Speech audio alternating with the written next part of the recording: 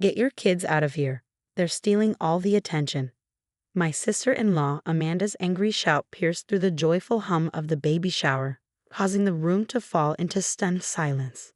My daughters, Emma and Lily, who were 8 and 6, had been quietly arranging the gift table, their tiny hands still holding the presents they'd been so carefully organizing. I'm Julia, and honestly, I never imagined I'd see my sister-in-law lose her composure over my kids simply being themselves. But here we were, standing in her lavishly decorated living room with 30 stunned guests watching her completely unravel. I mean it, Julia. This is my day, my baby shower, and your perfect little princesses are making everything about them. Amanda's face was flushed, her hands trembling as she pointed accusingly at my girls. Everyone's going on about how adorable they are, how helpful they are.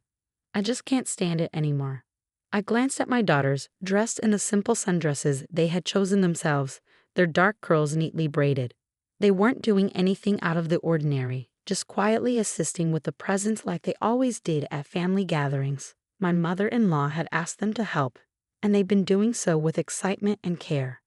Amanda, I said calmly, stepping between her and the girls. They're just helping with the gifts. That's all.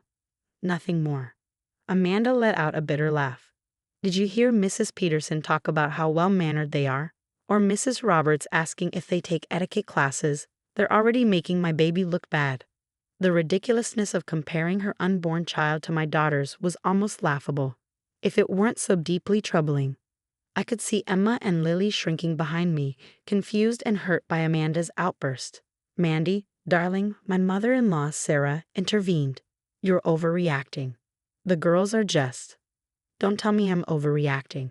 Amanda interrupted, her voice rising. This is exactly what Julia does, bringing those perfect little dolls to every family event, making everyone else feel inferior. Not today. This is my special day. I felt a small hand slip into mine and turned to see Lily, her eyes brimming with tears. That was the breaking point for me. I could deal with Amanda's jealousy when it was directed at me, but seeing my daughter upset crossed the line. Girls, I said softly, go grab your coats. We're leaving. Yes, get out, Amanda shouted. And take your little brats with you. The room erupted in murmurs of disapproval. I saw Amanda's friends exchange uncomfortable glances, while some of the family members looked absolutely mortified. My mother-in-law started to protest, but I gave her a small shake of my head. There was no saving this now.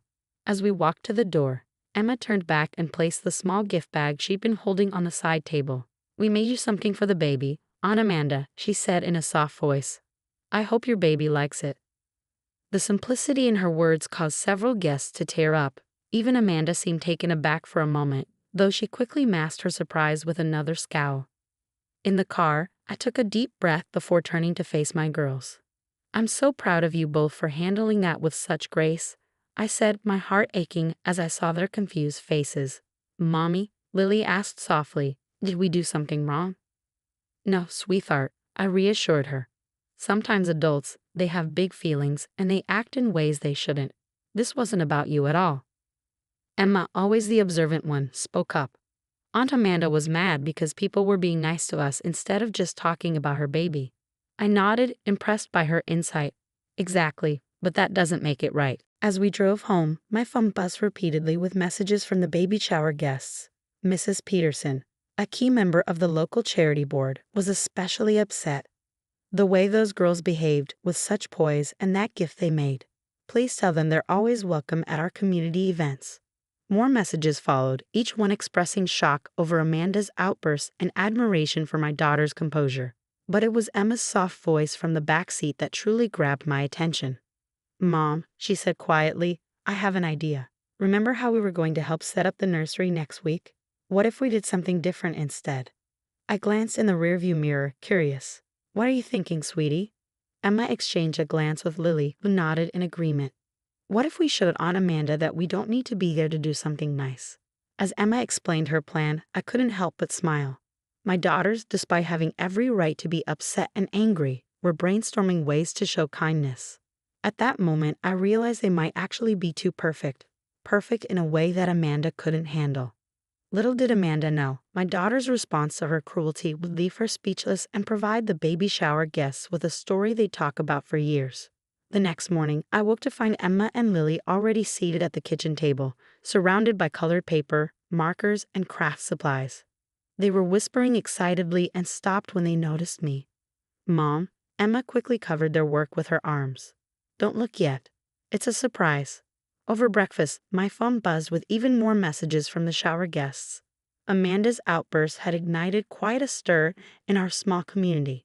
Mrs. Roberts, who ran the local women's club, had even called personally. "Julia, I want you to know, several of us left right after you did," Mrs. Roberts said, her voice steady. "That kind of behavior toward children is unacceptable. And to think those sweet girls still left a gift." I glanced at Emma and Lily, huddled together, working on something with quiet determination. "Thank you, Mrs. Roberts. They're actually making something special right now." She smiled warmly. "Of course they are.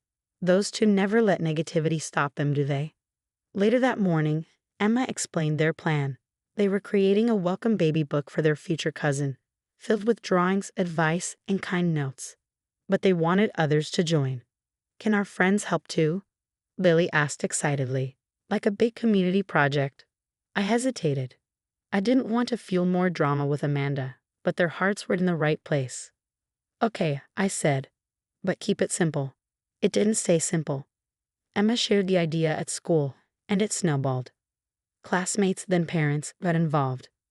Mrs. Peterson, who'd been at the shower, offered to help through her charity network.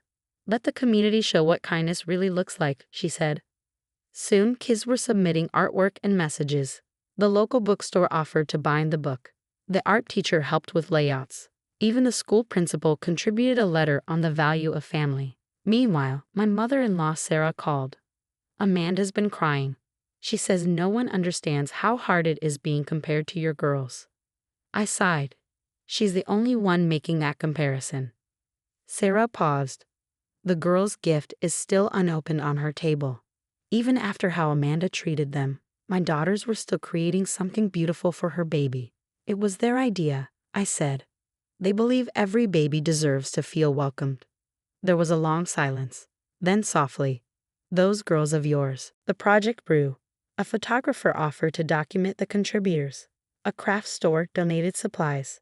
Even residents at the retirement home wrote letters of wisdom for the baby. One night, as we sorted through the submissions, Lily looked up. "Mom, will Aunt Amanda be mad that so many people helped?" I pulled her close. "This isn't about Aunt Amanda anymore. It's about love and showing it anyway." Emma nodded. "Even if she's mad, the baby will know people care." When Amanda heard about the project, her reaction stunned us. Silence, no anger, just stillness. Then Sarah called again. She opened the gift. "The bracelets your girls made, she's wearing hers." What we didn't know was that this quiet was a peace. It was the calm before something deeper. When we delivered the book, Amanda opened the door before we could knock. Her eyes were red. "I saw you pull up," she said gently. "Come in." The living room was unchanged since the shower, decorations drooping, forgotten. But the coffee table held photos and newspaper clippings. "I need to show you something," she said. After I opened the gift and saw those bracelets, I remembered these. The photos were of young Amanda and another little girl, both wearing handmade friendship bracelets, smiling ear to ear. "That's my sister," Amanda whispered.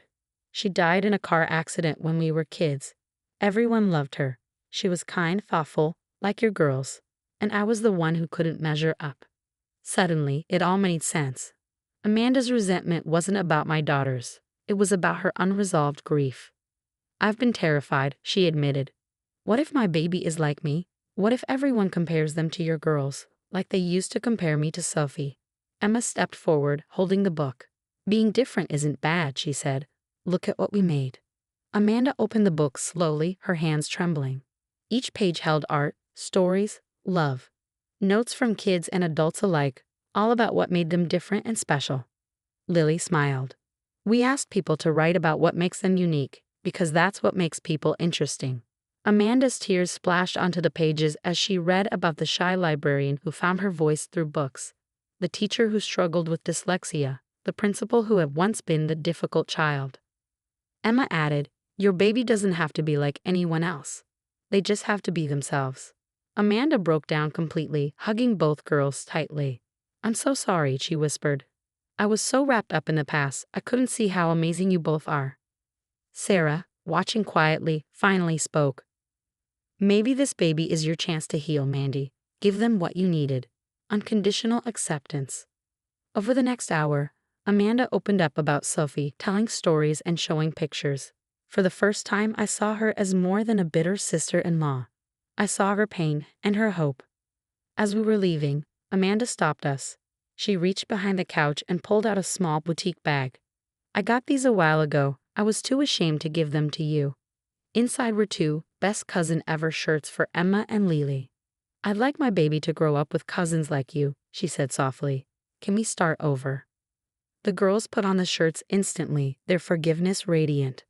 Driving home, I looked at them, so full of grace.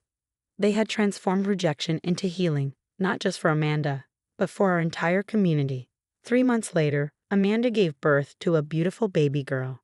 She named her Sophie, and in the nursery, the community baby book sits on a shelf, a reminder that kindness, even in the face of hurt, can create the kind of healing that lasts a lifetime. Thanks for watching. See you in the next video, and until then, stay stunned.